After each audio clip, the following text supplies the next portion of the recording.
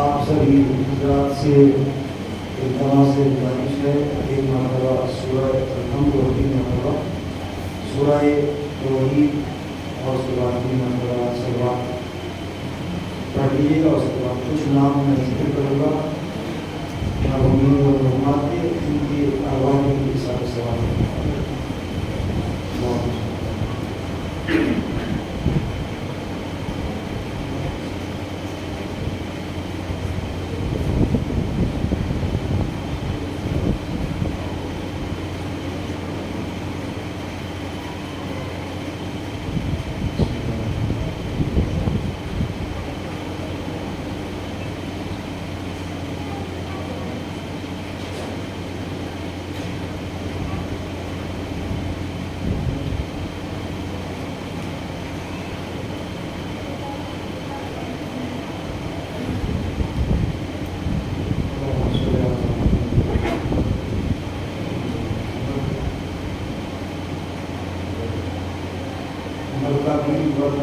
شمشیر علی فضل علی ولد غلام علی سلیمان علی ولد ارشاد علی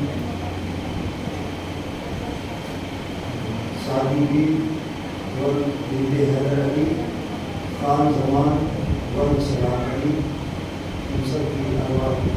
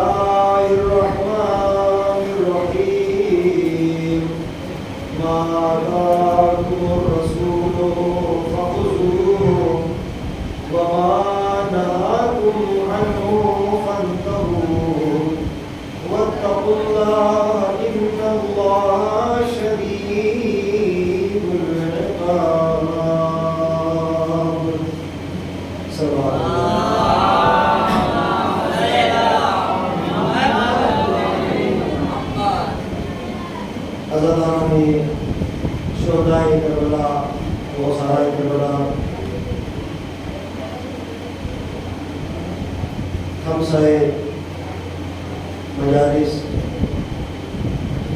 اور ایام اعضاء میں یہ آخری خمسہ ہم اور آپ کی ابتدائی محرم سے مصروف اعضاء ہیں اور ہم سب کی ذمہ داری ہے کہ ایام اعضاء کو ہم اسی اعتبار سے برپا کریں کہ جو برپا کرنے کا حق ہے. اور میں اولاً ان برادران سے ان جوانوں سے گزارش کر رہا ہوں جو باہر تشریف رکھتے ہیں وہ فرش اعضاء پر تشریف لے آئیں تاکہ آغاز بیان جو میں چاہتا ہوں ان کے اذہان عالیہ تک ایک تسلسل باقی رہے. موضوع گفتگو کو میں نے قرار دیا ہے سیرت محمد و آل محمد اور کربلا شناسی. آل محمد کی حیات طیبہ، ان کی سیرت اور کربلا کیا میسیج دیتی ہے ہمیں، کیا پیغام دیتی ہے. اگر آپ بہتر ہو تو میں گزارش کر سکتا ہوں تھوڑا سا مجھ سے قریب ہو جائیں سلوات پڑھتے ہوئے. صرف میں جوانوں سے تاکہ آنے والے حضرات کے لیے عزاداروں کے لیے جگہ باقی رہے. آئیے یہ چند ایام اعضاء کے باقی ہیں اور دعا یہی ہے کہ پروردگار سبھی عزاداروں کو آباد و شاد رکھے، زندہ و سلامت رکھے تاکہ پھر سے آئندہ سال جب ماہ محرم کا چاند نمودار ہو تو ہم سب فرش اعضاء پر موجود ہوں. یہ ہمارے بچے، یہ جوان نوجوان، یہ مستقبل کا اثاثہ ہیں.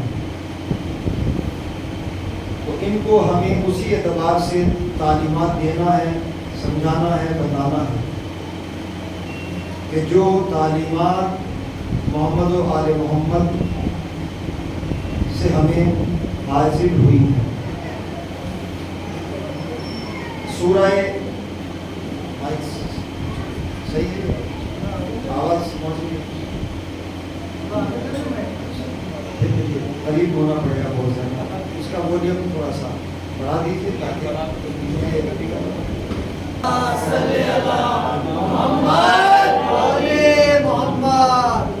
سورہ حشر کی آیت کی میں نے تلاوت کی ہے، 7ویں آیت، اور یہیں سے میری گفتگو کا آغاز ہے. میرے لیے بہرحال ایک شرف ہے کہ اس عظیم عزا خانے میں مجھے گفتگو کرنے کا شرف حاصل ہوا ہے. حالانکہ اس سے قبل میں خمسہ مجالس مسجد آل محمد میں اور پھر اس کے بعد یہ سب آپ کی محبتیں ہیں. ان کو بہت سے سلسلے تھے پر جہاں بھی سیدہ چاہتی ہیں وہیں ڈیوٹی لگا دیتی ہیں. میرے لیے خوشبختی ہے، شرف ہے کہ میں پھر سے آپ کے درمیان ہوں اور انشاءاللہ چند روز آپ کے ساتھ میں رہوں گا.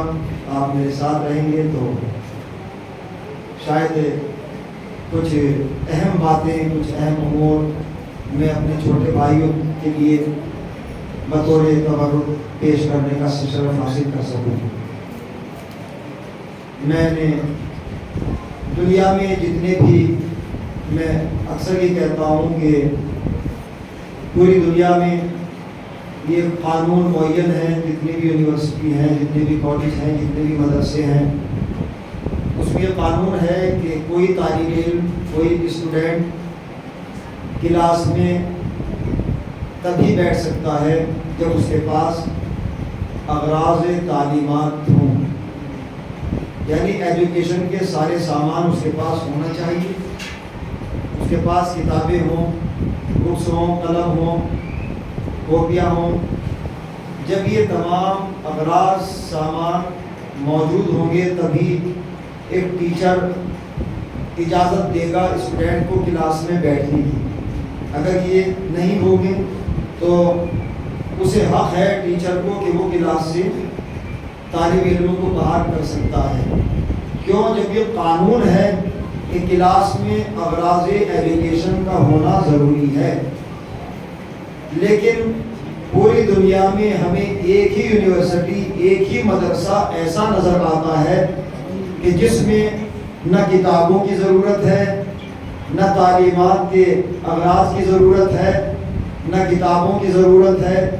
ایک مدرسہ جو نام حسین پر کھلا ہوا ہے، جسے مجلس حسین کہا جاتا ہے، تو یہاں پر نہ کتابوں کی ضرورت ہے، نہ قلم کی ضرورت ہے، نہ دیگر چیزوں کی ضرورت ہے۔ یہ ایسی یونیورسٹی ہے جو بنام حسین کھلی ہوئی ہے۔ بس یہاں شرط یہی ہے کہ ہماری فکر طیب و طاہر ہوں، اذہان پاک ہوں، روح پاک ہو، تو یہاں علم عرفانی بھی ملتا ہے، رزق روحانی بھی ملتا ہے، اور تبرک حسین کی شکل میں رزق جسمانی بھی مل جاتا ہے۔ تو یہاں یہ وہ در ہے، یہ وہ یونیورسٹی ہے کہ یہاں اگر ہم چاہتے ہیں سب کچھ ہمیں مل جاتا ہے۔ شرط یہ ہے کہ ہم معرفت کے دریا میں ڈوب کر فرش عزائے حسین پر آئیں۔ تو یہاں جتنا ہم چھوٹا بن کے آئیں گے، شہزادی فاطمہ زہرا اسے نہ جانے کتنی بلندیوں پر اسے بھیج دیں گی۔ تو ماشاءاللہ مومنین تشریف لا چکے ہیں۔ اب میں اپنے اصل بیان سے گفتگو کا آغاز کرتا ہوں۔ جو رسول تمہیں دے اسے لے لو، سورہ حشر کی آیت ہے۔ جو رسول آپ کو دیں اسے لے لو، اور جس سے روک دیں اس سے رک جاؤ۔ اگر ایسا نہیں کیا واتقوا اللہ، اور تقوی الہی اختیار کرو، ان اللہ شدید العقاب۔ اور یاد رکھو اگر تم نے ایسا نہ کیا، یعنی جو رسول تمہیں دیں اسے نہ لیا، جس سے منع کر دیں اس سے نہ رکے، تو پھر اللہ کا عذاب سخت ہے، شدید ہے۔ تو اللہ خود کہہ رہا ہے کہ میرا عذاب سخت ہے۔ ظاہر ہے ایک تھوڑی سی رمق ایک عذاب کی آئی تھی، جسے ہم کووڈ کے نام سے یاد کر رہے ہیں، تو پوری دنیا ٹینشن میں آ گئی تھی کہ یہ ہو کیا رہا ہے، یہ کیا معاملہ ہے۔ تو اس میں پریشانیاں ہی تھیں، ٹینشنیں تھیں، لیکن ایک معمولی سی رمق عذاب الہی تھی کہ جس کی وجہ سے پورا عالم کانپ گیا۔ تو جب یہ ایک چھوٹا سا عذاب پورے عالم کے لیے اتنا شدید ہو سکتا ہے، تو جس عذاب کے لیے اللہ نے کہا ہے کہ میرا عذاب شدید ہے، تو معلوم یہ ہوا کہ اللہ کا عذاب سخت ان لوگوں کے لیے ہے کہ جو نبی جو شے دینا چاہتے ہیں اس کو نہ لیا جائے، جس سے منع کر دیں اس سے نہ رکا جائے۔ تو سوال یہ ہے کہ رسول دینا کیا چاہتے ہیں اور کس چیز سے روکنا چاہتے ہیں۔ تو یہ تو 18 غدیر کو ظاہر ہو چکا تھا کہ رسول ہمیں کچھ دے کر جا رہے تھے، اور ایسے نہیں بلکہ سنا کے بھی دیا ہے، دکھا کے بھی دیا ہے۔ خود پیچھے ہٹے اور اس کو اپنے ہاتھوں کے اوپر اٹھایا اور فرمایا جس کا میں مولا ہوں اس کے علی مولا ہے، یعنی قیامت تک کے لیے، ہمیشہ کے لیے۔ تو پھر ضروری ہے رسول نے ہمیں علی جیسا خلیفہ دیا ہے، علی جیسا امام دیا ہے۔ رسول نے ہمیں فاطمہ جیسی صنف نازک کے لیے بہترین رہبر دی ہے۔ رسول نے ہمیں جوانان جنت کے سردار دیے ہیں۔ رسول نے ہمیں 14 معصوم دیے ہیں، 12 امام دیے ہیں۔ اور میں تو یہی کہتا ہوں یہ تو اپنے اپنے مقدر کی بات ہے، اپنی اپنی تقدیر کی بات ہے کہ کسی کی تقدیر میں ایک بھی نہیں ہے، ہماری تقدیر میں 14 ہیں، اور سب بے عیب ہیں، سب معصوم ہیں۔ تو رسول جو تمہیں دے اسے اختیار کر لو. ظاہر ہے یہ تمہیدی گفتگو میں یہیں پر ختم کرتا ہوں. اصل بیان جو دے اسے لے لو، واضح ترجمہ قرآن میں سب نے یہی کیا ہے. جو رسول دے اسے لے لو اور جس سے روک دے اس سے رک جاؤ. اب میں تمہید میں نہیں جاؤں گا. جو رسول افضل کائنات ہے، کائنات میں سب سے افضل و اعلیٰ ہے رسول. تو یہ تو بات مسلم ہے کہ رسول جب افضل ہے تو وہی دیں گے کہ جو شے افضل ہوگی. رسول معصوم ہے تو وہی دیں گے کہ جو معصوم ہے. رسول ہے بے عیب تو وہی شے ہمیں دیں گے کہ جو بے عیب ہوگی. تو پھر ماننا پڑے گا کہ جب رسول ہمیں ایسی رسول افضل ہیں اور وہ شے دے رہے ہیں کہ جو افضل ہے، تو ظاہر ہے کہ جو افضل شے کو چھوڑ دیتا ہے اس کے لیے دنیا میں بھی گھاٹا ہے اور آخرت میں بھی گھاٹا ہے. اور جو رسول کے دیے ہوئے کو لے لے وہ دنیا میں بھی کامیاب ہے، آخرت میں بھی کامیاب ہے. بزرگان ملت اسلام، میں اپنے بھائیوں سے کچھ گزارشات کرنا چاہتا ہوں چونکہ میں مسلسل سفر میں ہوں. ظاہر ہے ابتدائی محرم سے ایک گفتگو کا سلسلہ جاری و ساری ہے. پھر سے بی بی سیدہ کی ڈیوٹی ہماری یہاں پر لگی ہے. تو میں یہی چاہوں گا کہ زیادہ سے زیادہ کچھ گزارشات، کچھ تبرکات آپ کے اذہان عالیہ کی خدمت میں تبرکاً پیش کر سکوں.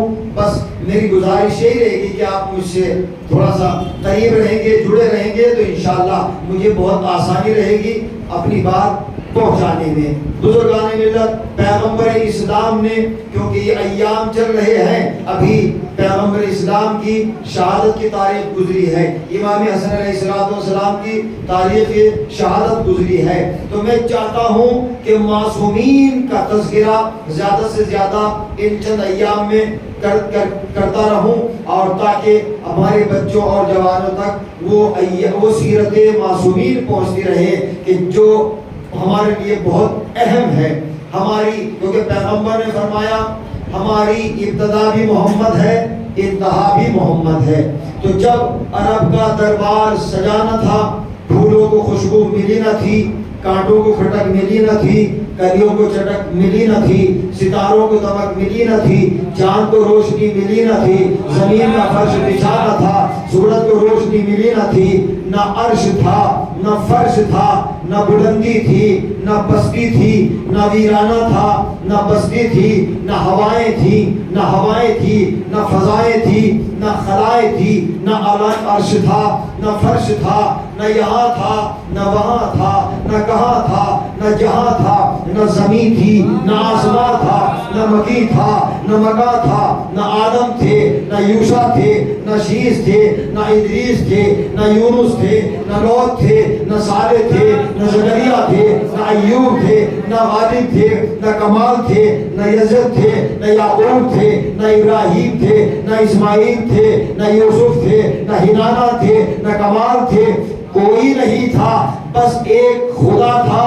اور یا یہ کہا جائے ایک بنانے والا، ایک بننے والا، یعنی اللہ نے اپنے نور سے پھر ایک نور کو مشتق کیا ہے تاکہ وہ نور بشر کی شکل میں آ کر کائنات کو اپنی سیرت طیبہ کے ذریعے سے آگاہ کرتا رہے اور پوری دنیا کے لوگوں کو راہ نجات پر گامزن کرتا رہے. خدا نے اپنے نور سے ایک نور کو بنایا ہے، ایک نور کو مشتق کیا ہے. اور جب اس نور کو شیشہ کمال میں دیکھا گیا تو وہ نور محمد تھا.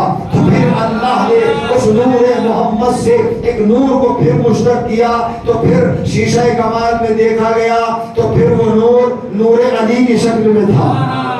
تھوڑا سا میرے ساتھ رہیں گے تو میری آج خستگی دور ہو جائے گی، میری تھکاوٹ دور ہو جائے گی. پھر خدا نے بنایا، یعنی خدا اپنے نور سے بناتا گیا، محمد بنتے گئے. پہلا بنایا محمد، دوسرا بنایا علی کی شکل میں تھا، تیسرا بنایا فاطمہ کی شکل میں، چوتھا بنایا حسن کی شکل میں، پانچواں بنایا حسین کی شکل میں. یعنی خدا بناتا گیا، معصوم بنتے گئے. اور جب ان سب کو شیشہ کمال میں دیکھا تو پھر آواز آتی ہے ابتدا بھی محمد ہے انتہا بھی محمد ہے۔ میری گفتگو کا موضوع سیرت محمد و آل محمد اور کربلا شناسی ہے، یعنی ابتدا بھی محمد انتہا بھی محمد۔ ان سب کو شیشہ کمال میں دیکھا تو ایسا محسوس ہو رہا تھا کہ خالق موت و حیات نے ان سب کو ایک ہی نور کے سانچے میں ڈھالا ہے۔ قلم تو 12 ہے، تحریر ایک ہے، عنوان 12 ہے، تنویر ایک ہے، نور 12 ہے، تنویر ایک ہے، قرآن 12 ہے، تفسیر ایک ہے، شیشے 12 ہیں، تصویر ایک ہے۔ دیکھیں میں بیداری چاہتا ہوں، ظاہر ہے میں ایک بات عرض کرنا چاہتا ہوں اس منبر عظیم سے۔ جب میں یہاں پر صبح تقریباً 4:30 بجے پہنچا تو آنے کے بعد پھر میں تھوڑا مصروف ہوا اور بہت زیادہ خستگی کی تھکاوٹ تھی، اذان اس وقت اذان صبح ہو رہی تھی تو میں سو گیا۔ جب میں اس کے بعد سویا تو میں نے بالکل، آپ یقین فرمائیں کیونکہ منبر سے کہہ رہا ہوں، میں آپ سے ذکر بھی کر رہا تھا، جب میں سویا تو میں یہاں پر مجلس پڑھ رہا تھا۔ سچائی یہی ہے کہ میں مجلس پڑھ رہا تھا اور پھر میں نے جو مصائب مجلس میں پڑھے ہیں عالم خواب میں، جو میں نے آج خواب دیکھا یہیں پر، تو میں یہی چاہوں گا کہ وہی روایت مصائب انشاءاللہ فضائل کے بعد بیان کروں گا۔ ایک صلوات پڑھتے بآواز بلند تاکہ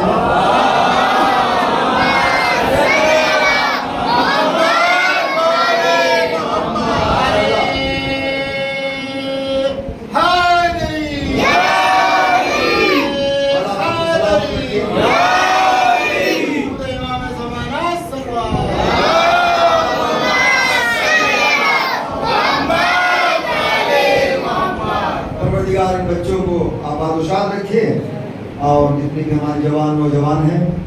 تو اچھا یہ عجیب بات ہے، ایام عزا میں خواب آتے ہیں، آپ کو بھی آتے ہیں، اور وہ خواب ایسے ہوتے ہیں، کوئی جلوس عزا میں ہے، کوئی فرش عزا پہ ہے، کوئی علم اٹھا رہا ہے، کوئی نوحہ پڑھ رہا ہے، یعنی جو تصورات میں ہمارے شے آتی ہے وہی خواب میں بھی آ جاتی ہے۔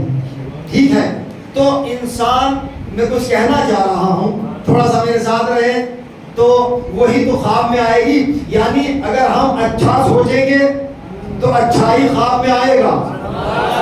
میں بہت بڑی بات کہنا چاہتا ہوں، میں پرسوں ایک مقام پر تھا یوپی میں، جو ہم سوچیں گے وہی خواب میں آئے گا۔ تو یہ 2 مہینے 8 دن ہمارے خواب میں کبھی جلوس عزا آتا ہے، کبھی فرش مجلس آتا ہے، کبھی ماتم آتا ہے، کبھی تقسیم تبرک کرتے ہوئے۔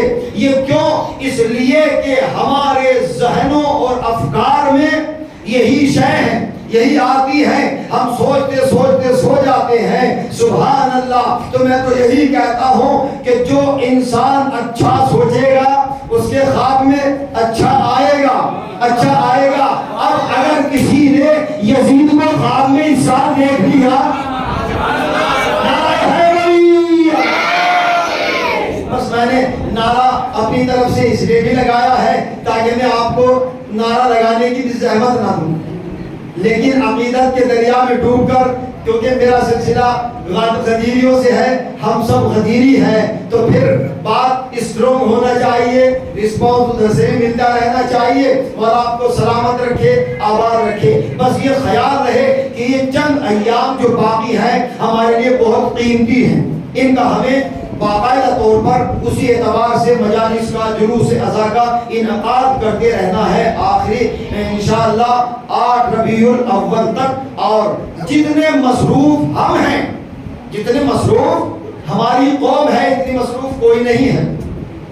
سبحان اللہ۔ یعنی ایام عزا گزرنے کے بعد پھر ایام مسرت کا آغاز ہو جاتا ہے، یعنی ہماری لائف میں، ہماری حیات میں خوشی ہے، مسرت اہل بیت بھی ہے، غم اہل بیت بھی ہے۔ تو مسرت اہل بیت اور غم اہل بیت تقدیر والوں کو ملتا ہے۔ تو اب اگر کوئی خواب میں کسی یزید کو دیکھ لیتا ہے تو پھر ہم اس میں کچھ کہنا نہیں چاہتے، جو انسان جیسا سوچے گا اس کے خواب میں ایسا ہی تو آئے گا۔ ایسا ہی آئے گا. ہم اچھا سوچتے ہیں تو ہمارے خواب میں اچھا آئے گا. لیکن اگر کوئی یہ ثابت کر رہا ہے کہ اللہ سب کے گناہوں کو معاف کر دے گا, اسی طرح اللہ تعالیٰ یزید کو بھی معاف کر دیں گے, یزید کو بھی معاف کر دیں گے. لہذا میں نے یزید صاحب کو خواب میں دیکھا ہے, اللہ تعالیٰ ان کو بخش دے گا. ان اللہ یغفر الذنوب جميعا, اللہ سب کے گناہوں کو معاف کر دے گا. ٹھیک ہے, اللہ نے کہا ہے کہ اللہ سب کے گناہوں کو معاف کر دے گا, لیکن میں کہنا چاہتا ہوں ذرا قرآن میں آگے بھی تو پڑھیے. لعنت اللہ علی قوم الظالمین, اللہ ظالم قوم پر لعنت کرتا ہے. ارے جس کی لعنت, جس پر قوم پر اللہ کی لعنت ہو جائے, نہ وہ علیہ السلام ہو سکتا ہے نہ رضی اللہ ہو سکتا ہے.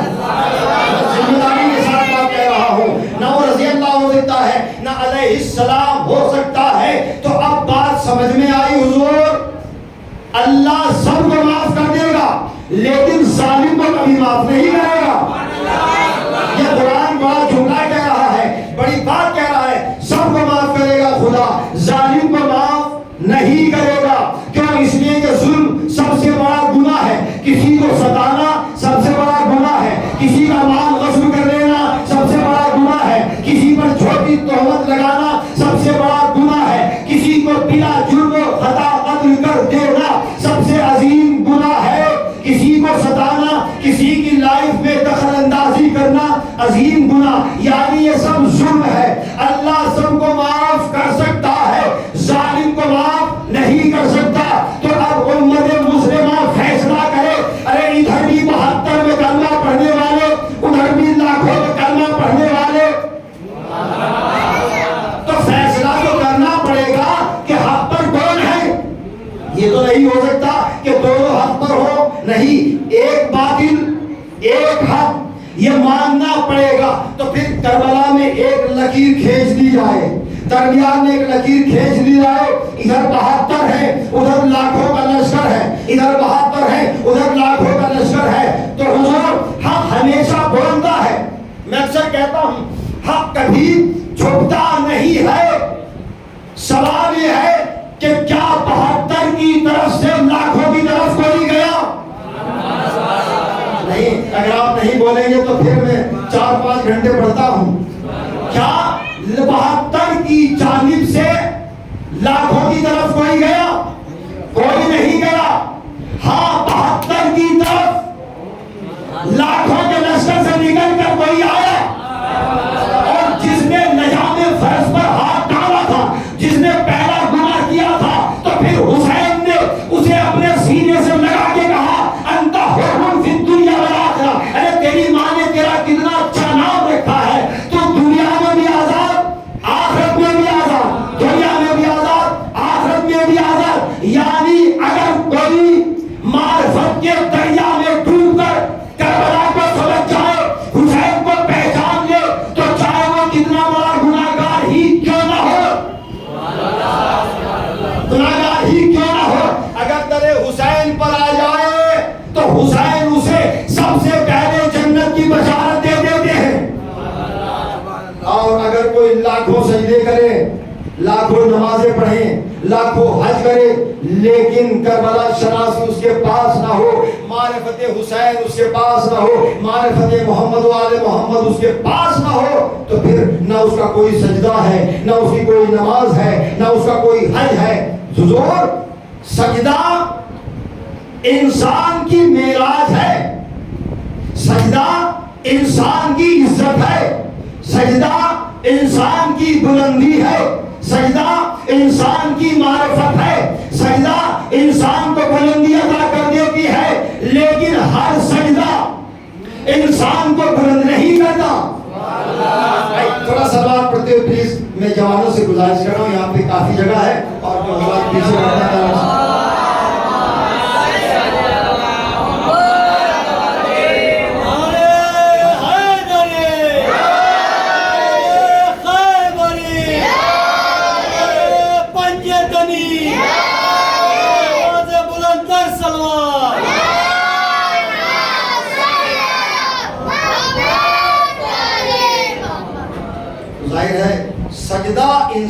کو بلندی عطا کرتا ہے، یعنی انسان اپنی پیشانی کو زمین پر رکھتا ہے۔ خدا نے کہا اپنے کو اتنا جھکا دو کہ تمہاری پیشانی خاک پر پہنچ جائے۔ کیوں؟ اس لیے کہ تمہاری اصل خاک ہے، تو جتنا پیشانی کو جھکایا جائے خدا کتنا بلند کر دیتا ہے۔ لیکن اگر ظلم کے ساتھ پیشانیاں جھکتی رہے تو شیطان نے تو لاکھوں سجدے کیے تھے، میں کیا کہہ رہا ہوں، لاکھوں سجدے کیے تھے، تو جس نے لاکھوں سجدے کیے ہوں، کروڑوں سجدے کیے ہوں، تو ایک حکم خدا کی نافرمانی پر جنت سے نکالا گیا، جنت سے نکال دیا گیا۔ اور یہ کہا، دیکھیے شیطان بڑا عبادت گزار تھا، تو ضروری نہیں ہے کہ جو نماز پڑھ رہا ہے وہ صحیح نمازی ہو۔ میری تھکاوٹ آپ دور کر سکتے ہیں، ضروری نہیں ہے کہ جو حج کر رہا ہو وہ صحیح حاجی ہو، صحیح نمازی ہو۔ سبحان اللہ، بات قابل غور ہے۔ سجدہ انسان کو بلندی عطا کرتا ہے، تو پھر شیطان نے تو سجدے کیے، ہزاروں لاکھوں سجدے کیے، لیکن حکم خدا کو نہ مانا جو بہت اہم حکم خدا تھا۔ کہا کہ نہیں، ایسا نہیں ہو سکتا، یہاں ہے تکبر، کہا کہ میں افضل ہوں اس سے، اس لیے کہ یہ مٹی سے ہے، میں آگ سے ہوں۔ اللہ نے کہا نہیں، میری نظر میں اس مٹی کی عظمت زیادہ ہے۔ بات قابل غور ہے، کیوں کہا اللہ نے کہ میرے نزدیک آگ سے افضل ہے مٹی۔ مٹی سے بنائے گئے آدم، شاید اشارہ ابو دعا کی طرف ہے۔ شاید میری گفتگو ٹف ہو رہی ہے بچوں کے لیے، چلیے میں اور آسان کرتا ہوں۔ اچھا، شیطان نے، دیکھیے اللہ کسی کا رکھتا نہیں، اللہ کسی کا نہیں رکھتا۔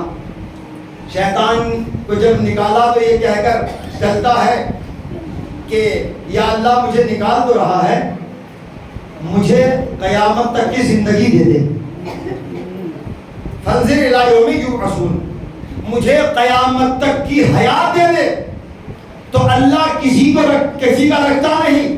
سجدے تو شیطان نے کیے تھے، تو خدا نے اس کے سجدوں کا بدلہ دیا کہ نہیں؟ سوال یہ ہے، اللہ ہے عادل، اللہ ہے انصاف کرنے والا، تو اللہ نے آواز دی شیطان تو نے ہم سے مانگا ہے۔ دیکھیے شیطان منکر خدا نہیں تھا، اگر منکر خدا ہوتا تو پھر نکلتے وقت جنت سے خدا سے کیوں مانگتا؟ بات قابل غور ہے۔ کہا کہ مجھے قیامت تک کی مہلت دے دے۔ صاحبان معرفت یہاں تشریف فرما ہے، اور میرے لیے پھر سے یہ شرف حاصل ہوا کہ اس عظیم عزا خانے پر مجھے یہ شرف مل رہا ہے کہ میں اس موضوع پر، کربلا شناسی پر اور عظمت سیرت محمد و آل محمد پر کچھ گفتگو کر سکوں۔ لمحات کم ہے، ایام کم ہے، گزارشات زیادہ ہیں، بس مولا آپ کو سلامت رکھے۔ شیطان نے کہا قیامت تک کی زندگی دے دے۔ کیوں مانگ رہا تھا؟ تاکہ اللہ کے بندوں کو سیدھے راستے سے ہٹا کر اپنے راستے پر لائے۔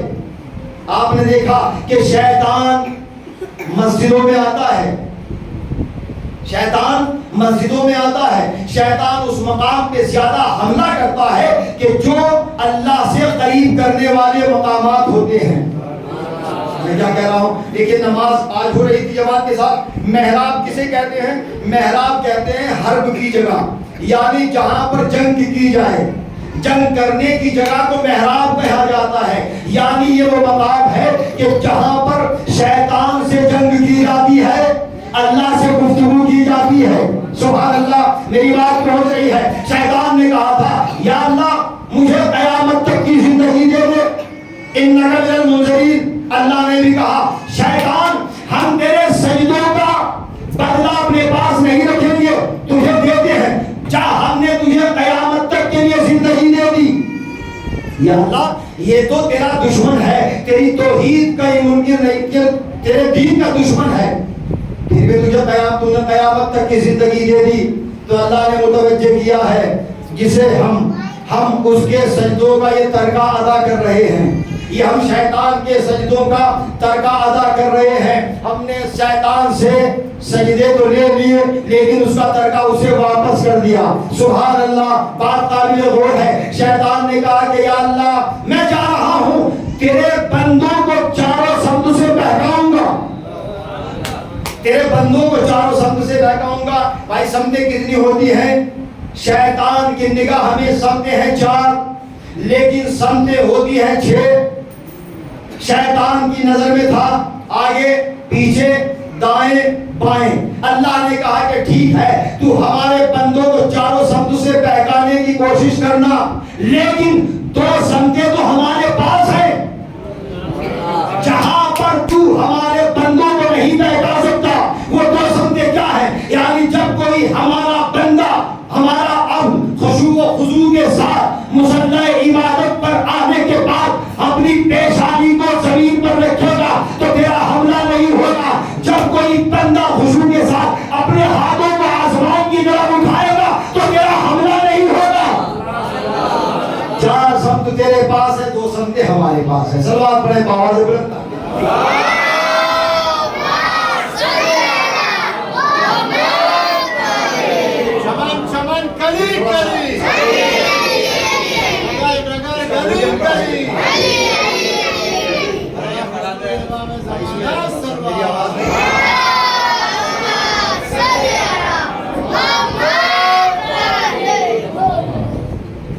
ہاں تھوڑا سا کیونکہ منہ قریب کرنا پڑ رہا ہے پرابلم ہوتی ہے. صلوات پڑھیں بآواز بلند.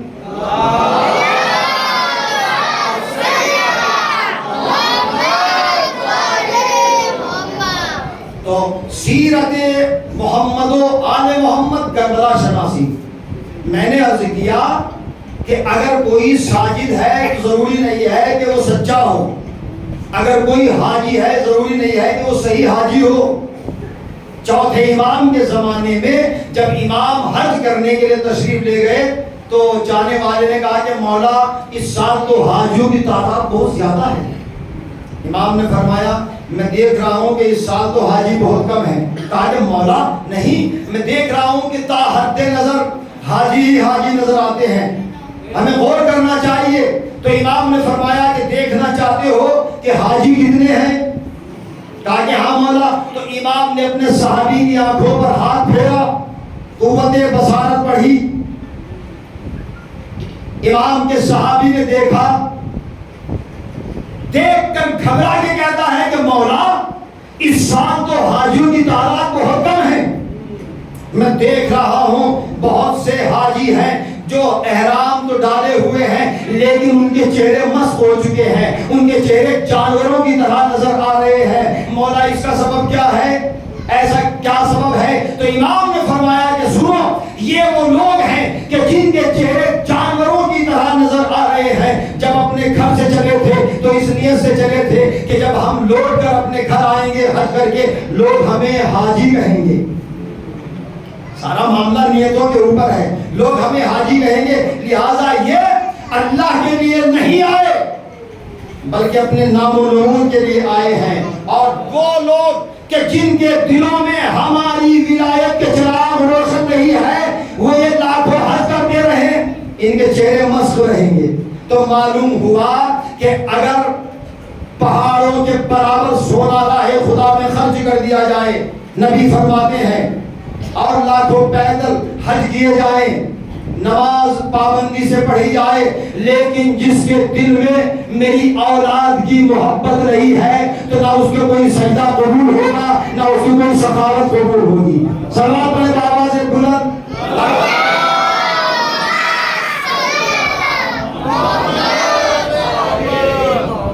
آئیے تو بات, کیونکہ آج کی گفتگو میں بہت زیادہ تھکا ہوا ہوں, معذرت چاہتا ہوں اس اعتبار سے میں آج خطابت نہیں کر سکتا, لیکن بس چند گزارشات اور اس کے بعد مسائل کی منزل ہے.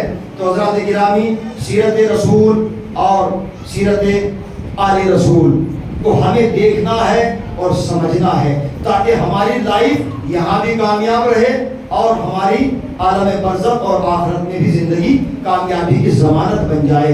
حضور جتنا بڑا خزانہ ہمارے پاس ہے اور کسی کے پاس نہیں ہے۔ سچ میں پھر کہہ رہا ہوں، جو شے ہمارے پاس ہے، مجھے ہو سکتا ہے کہ میں نے اشارتاً ذکر کیا ہو، جو ریکارڈ ہمارے پاس ہیں وہ کسی کے پاس نہیں، گفتگو آخری لمحوں میں ہے، اور جو دسترخوان آپ کے پاس ہے وہ بھی کسی کے پاس نہیں، جو نماز جماعت سب سے بڑی آپ کے پاس ہے وہ بھی کسی کے پاس نہیں۔ میں عالم فقر میں کہہ رہا ہوں، ایام عزا آخری مراحل میں ہے، تو اس لیے میں نے پرسوں بھی گزارش کی تھی، تو شاید میڈیا کے ذریعے سے وہ پہنچی ہو، کیونکہ بات میں ممبر سے کہہ رہا ہوں، ہمیں فخر کرنا چاہیے، آپ پوری دنیا میں سب سے کم ہیں، لیکن سب سے کم ہو کر بھی سب سے زیادہ ہیں۔ میں کیا کہہ رہا ہوں، تھوڑا سا میرے ساتھ مل گئے پلیز۔ سب سے کم ہو کر سب سے زیادہ ہے۔ سپر پاور طاقتیں سینکڑوں فرقوں کو نہیں جانتی، ایک ہی تو فرقہ ہے جو ہائی لائٹ ہے، وہ حسینیوں کا فرقہ ہے، وہ محمدیوں کا فرقہ ہے۔ میں نے کیوں کہا کہ محمدیوں کا فرقہ؟ اس لیے کہ جو محمدی ہے وہی حسینی ہے، جو حسینی ہے وہی محمدی ہے، نہ محمد حسین سے الگ نہ حسین محمد سے الگ۔ کیوں؟ اس لیے کہ نور محمدی کا یہ اعجاز ایک ہے، نور محمدی کا یہ اعجاز ایک ہے، 14 ہے عکس اور رخ ناز ایک ہے۔ آج مجھے تھوڑا مائی سے پرابلم ہو رہی ہے۔ 14 ہے عکس اور رخ ناز ایک ہے، 9 ہے قصیدے سینہ زنی اور مرثیے، 9 ہے قصیدے سینہ زنی اور مرثیے، آوازیں مختلف ہیں مگر ساز ایک ہے۔ سبحان اللہ، کیا سماتے ہیں؟ میں یہی چاہتا ہوں، آوازیں مختلف ہیں مگر ساز تھوڑا سا بولے ایک ہے۔ 9 کے سینہ پہ پڑھ کے بتایا حسین نے، 9 کے سینہ پہ پڑھ کے بتایا حسین نے، قرآن و اہل بیت کی آواز ایک ہے۔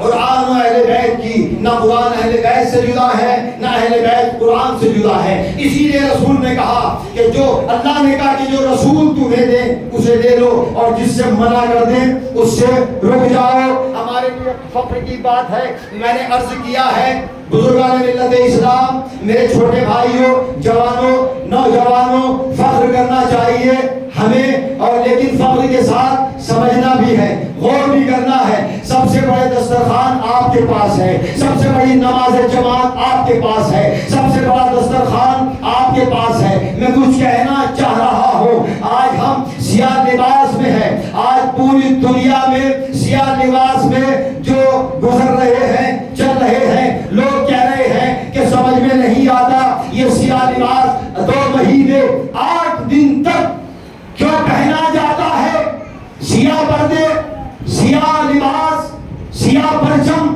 جگہ جگہ پر۔ تو میں تو یہی کہنا چاہتا ہوں، بھائی ہم سے نہ پوچھئے، صرف کعبے سے پوچھ لیں، کعبہ خود بتا دے گا۔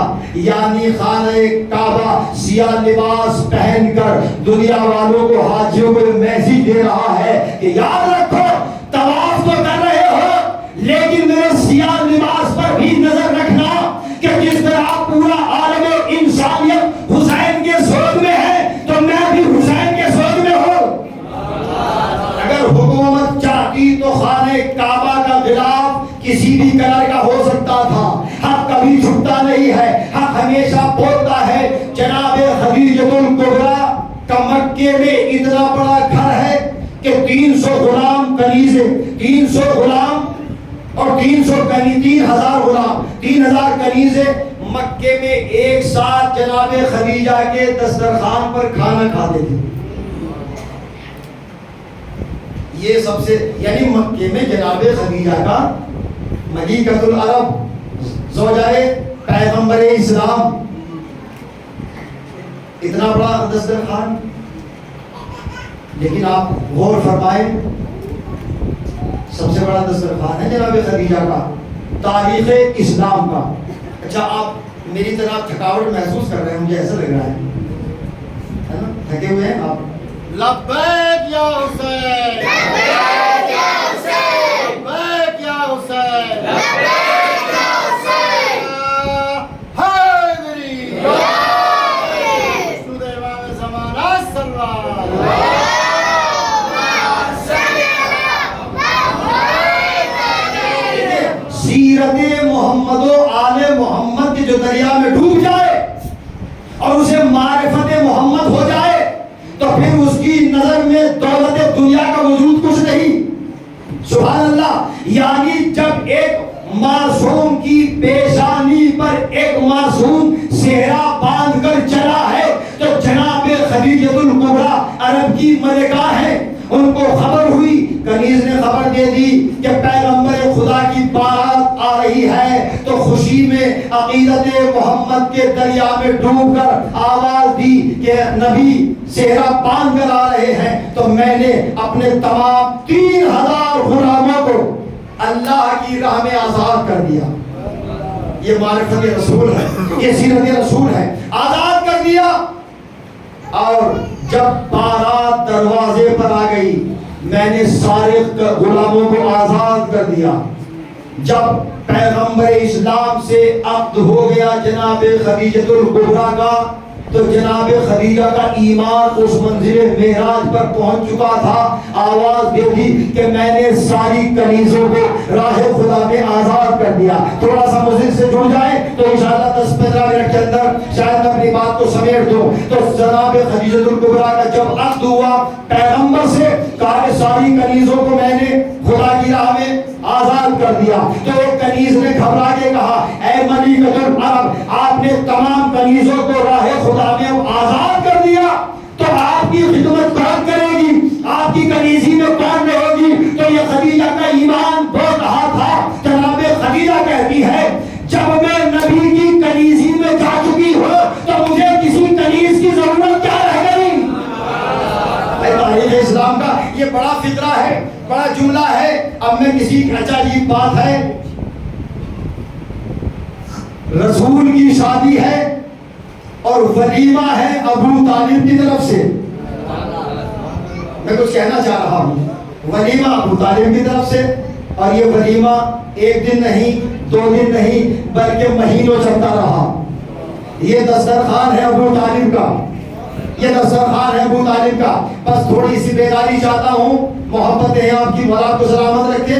جناب ابو طالب نے ولیمہ کیا ہے آخری رسول کا، یعنی پرورش بھی ابو طالب کرے، ولیمہ بھی ابو طالب کرے، شادی رسول کی، ولیمہ عمران کی طرف سے۔ اب بات قابل غور ہے، یعنی سب آتے رہے، ولیمے میں شرکت کرتے رہے، کھاتے رہے، کسی نے کوئی اعتراض نہیں کیا۔ میں دلیل پیش کر رہا ہوں، کسی نے کچھ نہ کہا، سب آتے رہے، ولیمہ نبی کے شادی کا کھاتے رہے، کسی نے نہ کہا یہ ابو طالب کا کھانا ہے، یہ کافر کا کھانا ہے۔ آپ تھکے ہوئے ہیں تو میں کیا کر سکتا ہوں؟ میری طاقت بڑھا سکتے ہیں آپ؟ ماشاءاللہ، مولا سلامت رکھے۔ ابو طالب کے کھانے پر کسی نے اعتراض نہ کیا، مہینوں تک کھاتے رہے، آتے رہے، جاتے رہے۔ اب میں جملہ کہنا چاہتا ہوں، جب بات کھانے کی آتی ہے تو ابو طالب مومن ٹھہرے، اور جب بات کرنے کی آتی ہے ابو طالب کافر ٹھہرے۔ صلوات بر محمد و آل محمد۔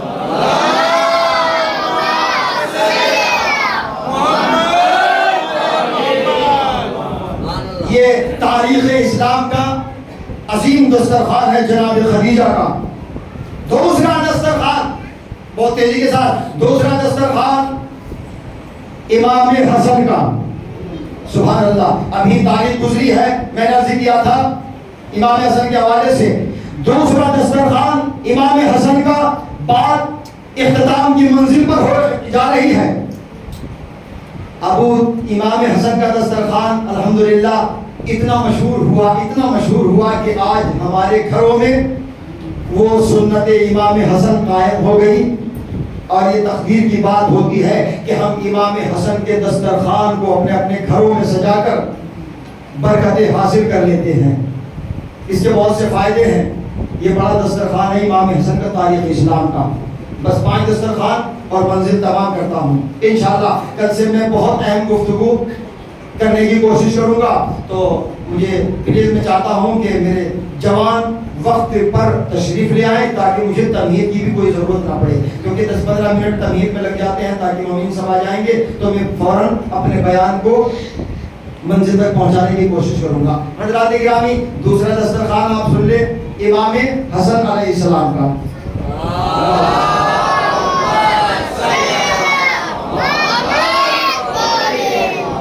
اور کتنا بڑا دسترخوان, ایک سلسلہ ہے. اس لیے کہ امام حسن سخی ابن سخی ہیں. البخیل لم یشم رائحۃ الجنہ, جو انسان کنجوس ہوتا ہے, بخیل ہوتا ہے, یعنی نہ خود کھاتا ہے نہ دوسروں کو کھلاتا ہے, وہ جنت کی خوشبو بھی نہیں سونگھے گا. نبی فرماتے ہیں وہ جنت کی خوشبو نہیں سونگھے گا. یعنی بخل جو ہے وہ ایک بیماری ہے, کنجوسی بیماری ہے. سبحان اللہ. تو میں تو یہی کہتا ہوں کہ جو سیرت محمد والے محمد کو سمجھتے ہیں وہی سب سے بڑے سخی ہیں, اور جو بخیل ہیں انہوں نے سمجھا ہی نہیں. اللہ بخل کو پسند نہیں کرتا, اللہ سخاوت کو پسند کرتا ہے. امام نے فرمایا, امام اول فرماتے ہیں, اگر تم بلندی چاہتے ہو, اگر سرداری چاہتے ہو تو کھلانے کی عادت ڈالو, کھانے کی عادت مت ڈالو. اللہ سلامت رکھے گا آپ کو. آپ نے میری طاقت میں اضافہ کر دیا. لہٰذا امام کا قول ہے اگر سرداری چاہتے ہو تو کھلانے کا جذبہ پیدا کرو, کھلانے کا جذبہ پیدا کرو. اگر سرداری چاہیے, بلندی چاہیے. امام فرماتے ہیں سبحان اللہ, میں نے 300 حدیثیں جمع کی ہیں. 300 حدیثیں, بہت سے مختلف موضوعات ہیں اس میں. وقت ملا تو میں بہت تیزی کے ساتھ انشاءاللہ اپنے جوان بھائیوں تک پہنچاؤں گا. چاہیے دوسرا دسترخوان امام حسن کا. اچھا, بہت بڑا دسترخوان لگا ہوا تھا. تو امام حسن جیسا ہوتا ہے نا کہ کھلانے کے بعد ادھر سے ادھر چلے گئے تاکہ ادھر بھی دیکھ لیا جائے کہ کسی کو کوئی شے چاہیے. تو ایک شخص وہ دیکھ رہا ہے کہ امام حسن کچھ فاصلے پر دوسرے لوگوں کی طرف متوجہ ہے, تو اس نے کچھ کھانا اٹھایا اپنی جیب میں رکھ لیا. توجہ چاہ رہا ہوں, ایک میسج ہے. جیب میں رکھا اور وہ یہ سوچ رہا ہے کہ شاید امام حسن کو معلوم نہیں. تو میں یہ کہنا چاہتا ہوں کہ وہ امام کیسا جو یہ بھی نہ جانتا ہو کہ کس قبر میں مرد سویا ہوا ہے, کس قبر میں عورت ہے. ماشاءاللہ سلامت رہیں. ارے جس کی تلوار نسلوں کو دیکھ کر چلے, کیا اس کا بیٹا یہ نہیں جانتا کہ جو کھا رہا ہے وہ اپنی جیب میں چھپا بھی رہا ہے. آپ سخی ابن سخی کے چاہنے والے ہیں, تھوڑی سی میں بیداری چاہتا ہوں تاکہ میں بات کو تمام کر دوں. امام حسن اس کی طرف آئے اور آنے کے بعد کہا, اے بھائی سکون سے کھا, آرام سے کھا, ہم کھانے کے بعد تجھے اتنا ادا کر دیں گے کہ تیری 7 پشتوں کے لیے کافی ہو جائے گا. اس لیے کہ میں سخی ابن سخی ہوں, میں کریم ابن کریم ہوں. دوسرا دسترخوان امام حسن کا. آئیے دور حاضر کے کچھ دسترخوان مولا سلامت رکھے. ایک دسترخوان ہے امام رضا کے روزے پر. امام کا نام لیا ہے تو سلمان کرنا.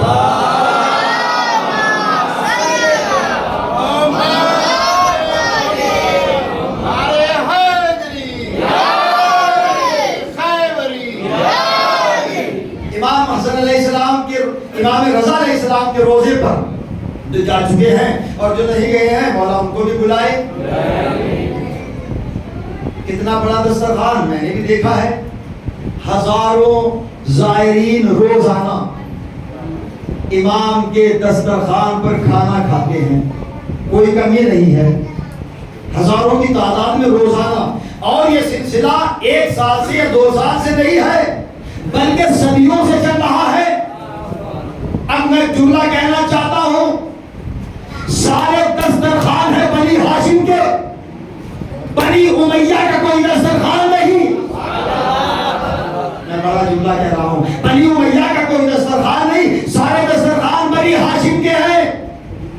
بنی ہاشم کے، کیوں؟ اس لیے کہ بنی امیہ نے لوگوں کا کھایا ہے، بنی ہاشم نے لوگوں کو کھلایا ہے۔ ماشاءاللہ، سلامت رہے، آباد رہے۔ بنی ہاشم نے لوگوں کو کھلایا ہے۔ سمیٹنا ہوں جلدی جلدی، یہ ہے دوسرا امام حسن امام رضا کا دسترخوان دور حاضر کا جو سب عظیم دسترخوان ہے۔ ایک دسترخوان 72 کلومیٹر ہمیشہ بولتا ہے۔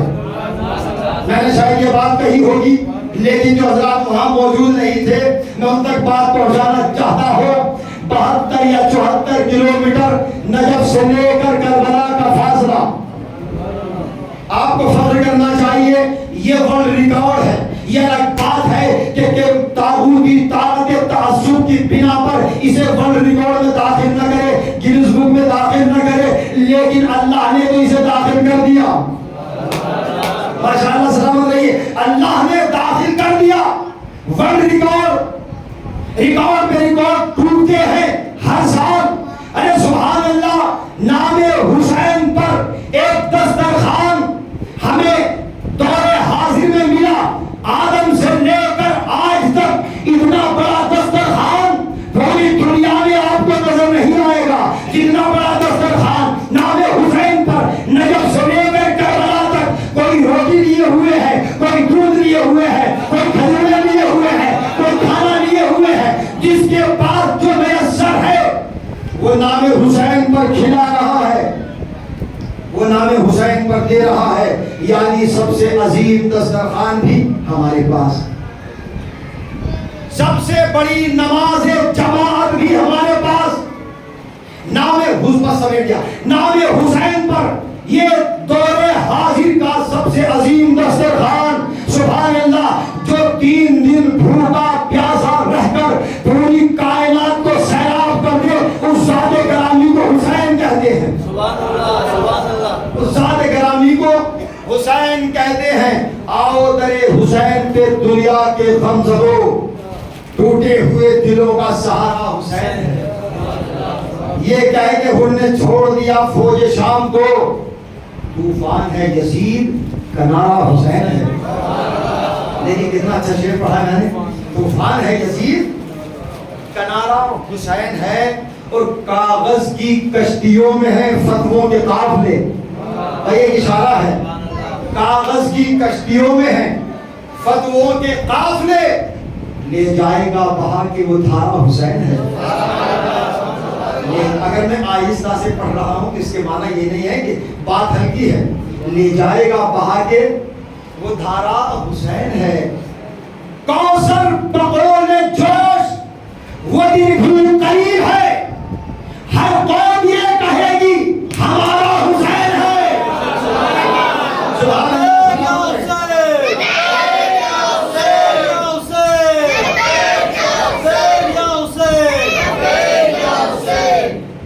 سلامت رکھے آپ کو۔ اب لاسٹ میں ایک بات پھر میں عرض کرنا چاہتا ہوں، مکہ شہر بڑا ہے یا کربلا شہر بڑا ہے؟ مکہ شہر بڑا ہے۔ مکہ ہر سال 40 لاکھ سے زیادہ حاجیوں کو برداشت نہیں کر سکتا۔ میں کچھ کہہ رہا ہوں بھائی، اگر آپ بول جائیں گے تو شاید مجھے ایسا محسوس ہو جائے کہ میری بات پہنچ رہی ہے۔ بس 2-3 منٹ کے اندر میں مسائل کی منزل پر آ جاؤں گا۔ مکہ شہر ہر سال آل ورلڈ یعنی پوری دنیا سے صرف 40 لاکھ ویزا ایشو کی جاتی ہے، اس سے زیادہ نہیں۔ میں سنبھل کر کہہ رہا ہوں اس بات کو، ہمیں فخر کرنا چاہیے، یہ بھی ریکارڈ آپ ہی کے پاس ہے۔ ہر سال یعنی مکہ شہر بڑا ہے۔ میں ابو ترابیوں سے کچھ کہنا چاہتا ہوں، مکہ شہر ہے بڑا، کربلا شہر ہے چھوٹا، لیکن مکہ شہر بڑا ہے، پوری دنیا سے 40 لاکھ اس سے زیادہ نہیں، اگر 10 لاکھ زیادہ بڑھ جائیں تو گورنمنٹ پریشان ہو جائے، مملکت سعودیہ پریشان ہو جائے کہ نہیں ہم اتنی ویزا ایشو نہیں کر سکتے، ہمارے پاس اتنا کھانا نہیں ہے، ہمارے پاس اتنی ہوٹلوں میں جگہ نہیں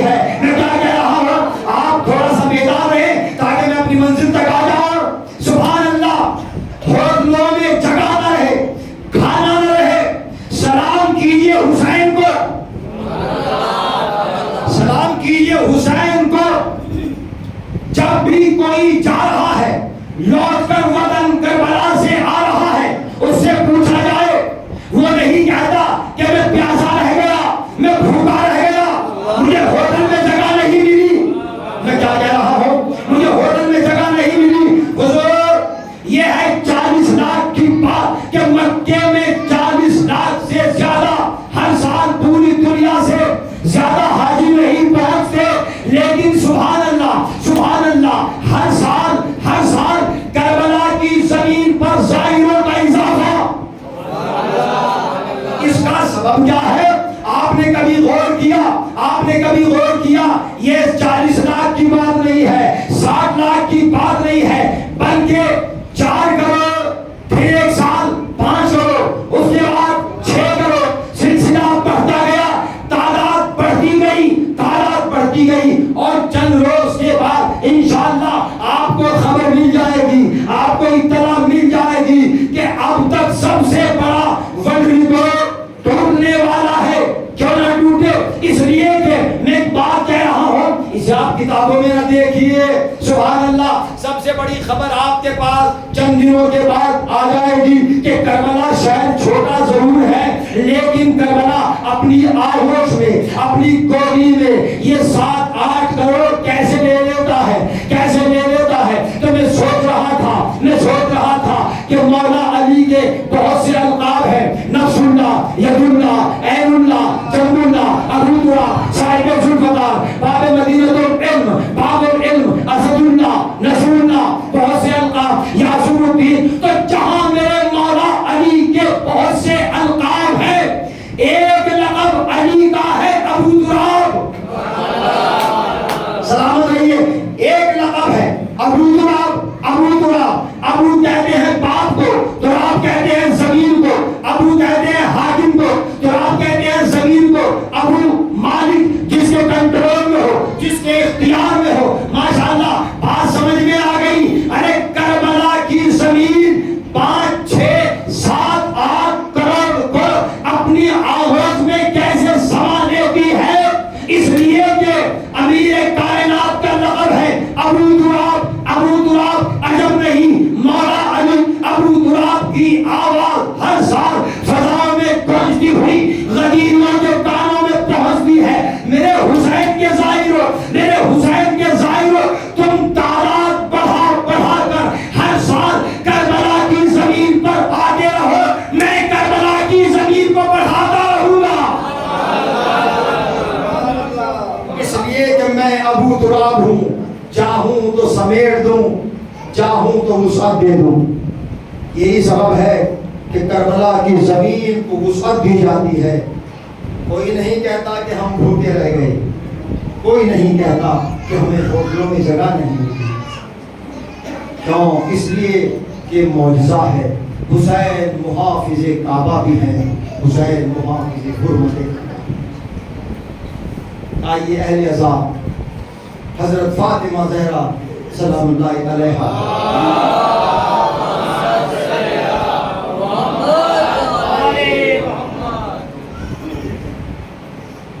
فضائل کی منزل اور ہے، مصائب کی منزل اور ہے، لیکن اہل بیت علیہ الصلوۃ والسلام کے فضائل میں بھی مصائب پائے جاتے ہیں۔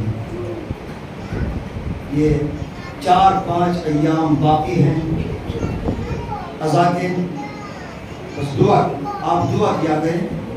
امام رضا بھی فرماتے ہیں کہ مجلس میں تم دعا کیا کرو طول عمر کی، جو بیمار ہیں ان کو شفا مل جائے، جو بے روزگار ہیں ان کو روزگار مل جائے، جو بے اولاد ہیں ان کو اولاد مل جائے، دعا کیا کریں۔ امام رضا فرماتے ہیں کہ جب دعا کیا کرو تو اس دعا میں میری جدہ ماجدہ فاطمہ زہرا کے شکستہ پہلو کا واسطہ دے کر دعا کیا، یعنی میری دادی فاطمہ زہرا کی ٹوٹی ہوئی پسلیوں کا واسطہ۔ ان ایام میں سمجھتا ہوں کہ کیا مصائب بیان کیے جا سکتے ہیں، بس اتنا سمجھ لینا ہے کہ گھر لٹ گیا بطول کا، اسلام بچ گیا خدا و رسول کا۔ جناب فاطمہ زہرا مرثیہ پڑھا ہے، کیونکہ حالات ایسے بنا دیے گئے تھے کہ جناب سیدہ کو مرثیہ پڑھنا پڑا. صحبت علیہ مصائب لو انہا. مجھے نہیں معلوم، ہو سکتا ہے کہ ابھی شہادت امام حسن کے حوالے سے زیارت برآمد ہوئی ہو، پیغمبر اسلام کی شبیہ تابوت برآمد کی گئی ہو. جہاں جہاں پر میں تھا مجھے تاریخ مصائب میں کچھ جنازے نظر آتے ہیں. پیغمبر کا جنازہ سب سے زیادہ پیغمبر کے جنازے میں لوگوں کو شریک ہونا چاہیے تھا. ہم کیوں نہیں سوچے؟ دنیا کیوں نہیں سوچ رہی ہے؟ نبی کے زمانے جنازے میں سب سے زیادہ لوگ شریک ہوں گے، کیونکہ آپ آخری رسول افضل کائنات ہیں. لیکن افسوس یہ ہے کہ پیغمبر کے جنازے میں صرف 11 یا 14 افراد. دوسرا جنازہ مولا علی کا، آپ کے جنازے میں اس سے بھی کم افراد رہ گئے. تیسرا جنازہ جناب فاطمہ زہرا کا. کیوں جناب فاطمہ زہرا نے کہا تھا کہ فلاں فلاں فلاں میرے جنازے میں شریک نہ ہوں. حالات ایسے بن گئے تھے، ایسے بنا دیے گئے تھے کہ جناب سیدہ ناراض ہو کر گئی تھی. آپ نے محسوس کیا ہے. میں کل کچھ باتیں آپ کی خدمت میں پیش کروں گا. معذرت چاہتا ہوں، آج میں بہت تھکا ہوا ہوں. مولا آپ کو سلامت رکھے. میری سیدہ آپ کے کرسی کو قبول فرمائے. میں آپ سے نہیں کہوں گا کہ آپ کیسے روئیں، کیسے گریا کریں. ہم تو چاند رات سے محرم کی اب تک روتے چلے آ رہے ہیں، گریا کرتے چلے آ رہے ہیں. ہم کیا روئیں گے؟ ملائکہ روتے ہیں، فرشتے روتے ہیں، نورانی جنت گریا کرتی ہے. اجرکم علی الزہرا آؤ اہل قضا. سب سے اہم جو شے ہے مجلس میں وہ گریا ہے، گریا ہے. اور میں پھر عرض کرنا چاہتا ہوں کہ عظمت مجلس کی یہ ہے کہ اس مجلس میں 3 بیویاں ضرور آتی ہیں. میرے استاد آیت اللہ استاد ناصری افغانی جو افغانستان کے ہیں، 3 سال قبل ان کا انتقال. وہ پڑھ رہے تھے دمشق میں، شام میں. میں نے سنا عظمت پہچان لے اہل اعظم. میں بہت آہستہ آہستہ، اور جو میں نے آج خواب میں دیکھا ہے، میں چاہتا ہوں کہ وہ 2 جملے مجھے یاد آ رہے ہیں کہ جو میں بیان کر رہا تھا اور میں خود کی ریا کر رہا تھا. عجیب سی کیفیت تھی. آج جیسے میں بھوپال میں پہنچا صبح کے وقت، آ کر صبح کی اذان ہو رہی تھی. اس وقت اذان کے بعد نماز ہوئی، میں سو گیا. عجیب کیفیت میں نے محسوس کی. میں منبر سے کہہ رہا ہوں اس بات. 3 بیوی آتی ہیں اور وہ مصائب میں پڑھ رہا تھا شام غریبہ کی. آپ کی اجازت ہو تو میں چند جملے بیان کر دوں جو میں نے آج خواب میں دیکھے ہیں. 3 بیویاں تشریف لاتی ہیں. بس یہاں سے آپ سمجھ لیں کہ مجلس کی عظمت کیا ہے. پہلی عظمت جناب فاطمہ زہرا شکستہ پہلو جب فرش عزا بچتا ہے. میں تمام اپنے بھائیوں سے کہنا چاہتا ہوں کہ سال میں اپنی خیرات سے گزارش کرنا چاہتا ہوں کہ کم از کم سال میں 1 مرتبہ اپنے گھروں میں فرش عزا ضرور بچھائیے.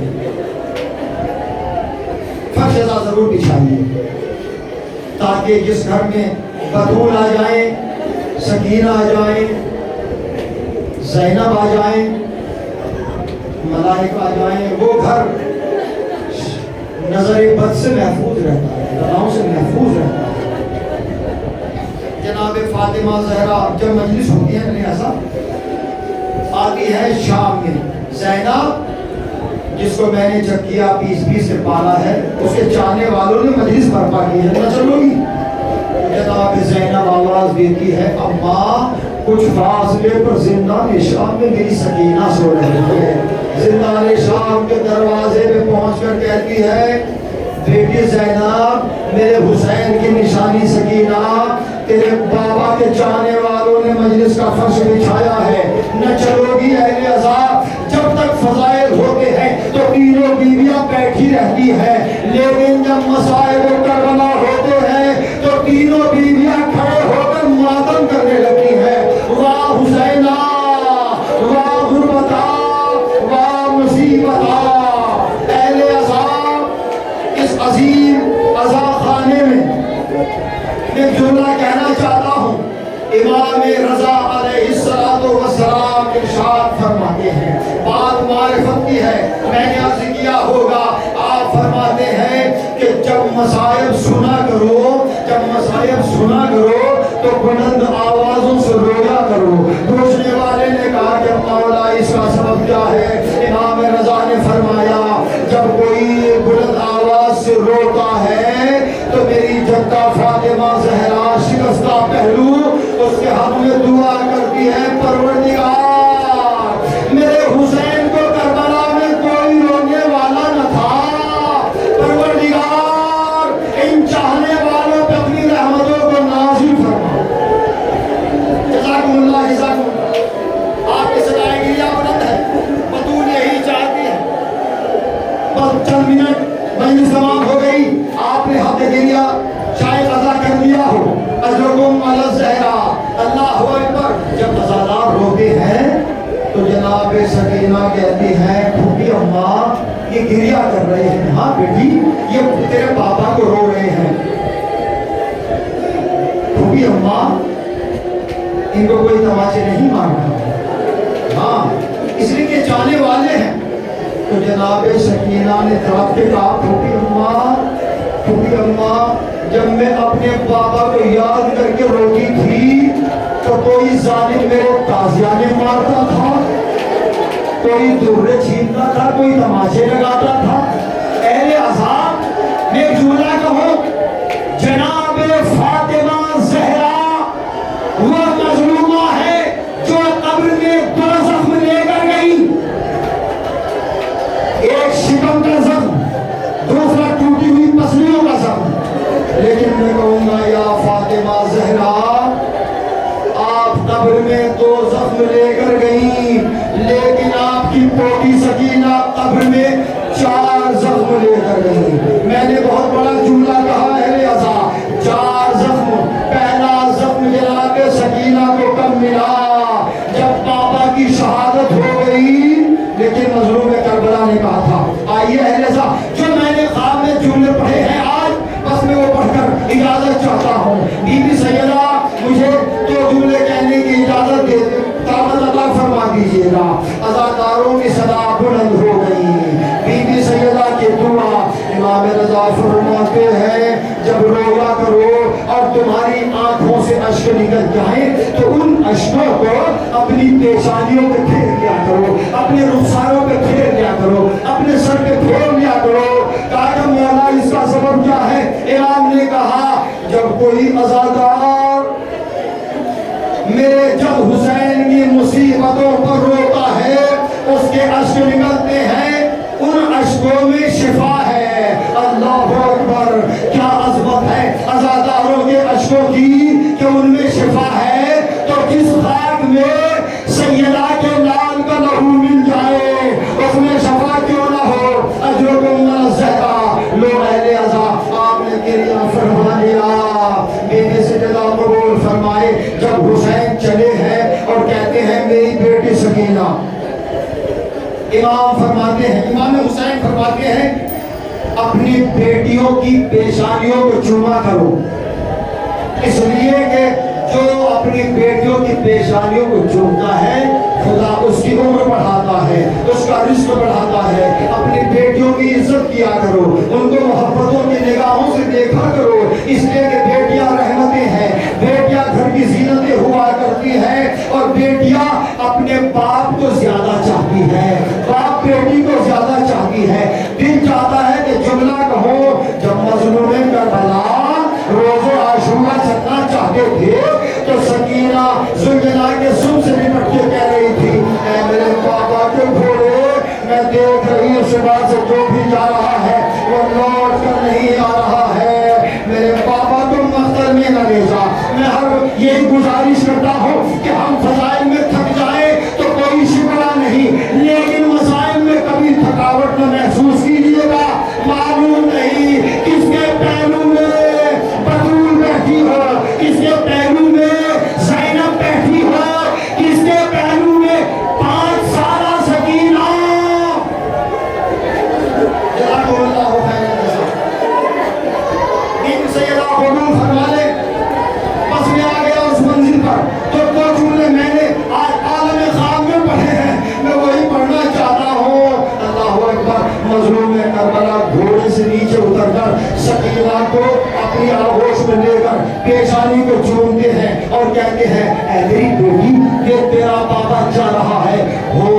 چاہتا ہے کہ لوٹ کر لائے، لیکن مجھ سے وعدہ کر کہ جب تماچے لگیں گے تو صبر کرنا، جب گوشت والے چھینیں گے تو صبر کرنا۔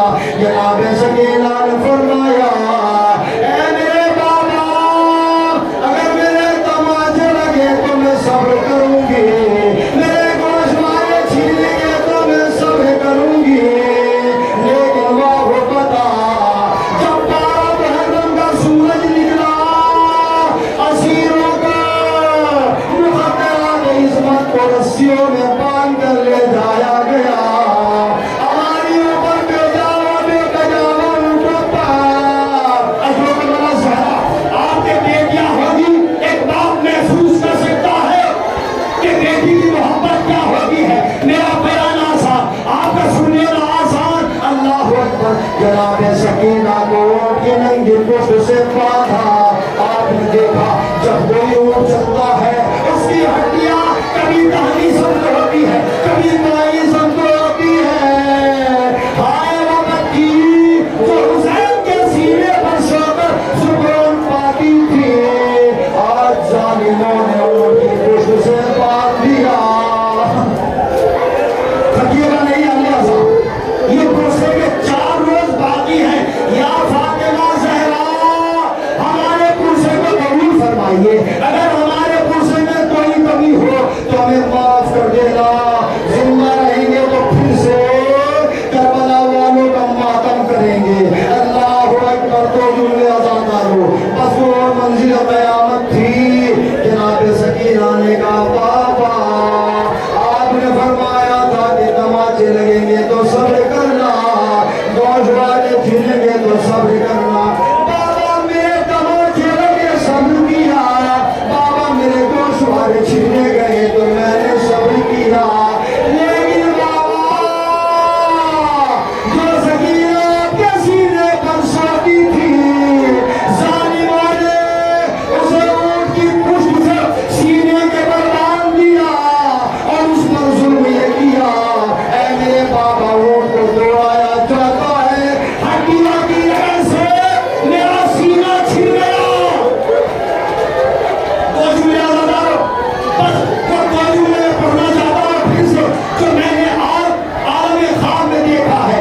شام غریبہ کا ایک منظر تھا، وہ منظر کیا تھا؟ 2 جملے اشوک زہرا بی بی سیدہ آپ کے پرسے کو قبول فرمائے، آپ کے بچے سلامت رہیں، سکینہ کے صدقے میں، علی اصغر کے صدقے میں۔ واہ غربتا جب خیام چل چکے اور سکی زینب پہرا دے رہی تھی، خیام چل چکے تھے تو ایک مرتبہ کوئی آنے والی آتی ہے، جناب زینب نے دیکھا کہ ایک روشنی بڑی چلی آتی ہے۔ اللہ اکبر۔ جناب زینب علی کی شوہر بیٹی پہرا دے رہی ہے، چند لمحوں کے لیے اپنے تصورات کو اس دبتی ہوئی صحرا میں لے جائیے، چلتی ہوئی خاک ہے خیموں کی، روشنی کو دیکھا بڑھتی چلی آ رہی ہے۔ جناب زینب نے کہا اب ہمارے پاس لوٹنے کے لیے کچھ باقی نہ رہا۔ ملتا ہے، بیان کیا جاتا ہے کہ کوئی زوجہ حر آتی ہے اور آنے کے بعد کہتی ہے لو کچھ پانی ہے، کچھ کھانا ہے، مجھے نہیں معلوم، لیکن میں نے کچھ علماء سے سنا ہے کہ وہ کھانا اور پانی شام غریبہ میں آیا۔ تو جملے ہیں ایسا، مجلس تمام ہو گئی، عید قبول فرمائے آپ کے پرسے کو۔ اللہ اکبر۔ آئی اور آنے کے بعد جناب زینب نے پرسے میں پانی دیا، ڈالا، ڈالنے کے بعد سکینہ سے کہا لو میری بچی بڑی پیاسی ہو، پانی پی لو، تھکیے گا نہیں ایسا۔ یہی جملے میں نے خواب میں پڑھے ہیں جو میں پڑھ رہا ہوں، میری بچی لو پانی پی لو۔ بس ایک مرتبہ سکینہ نے کہا نہیں پھوپھی اماں پہلے آپ پئیں،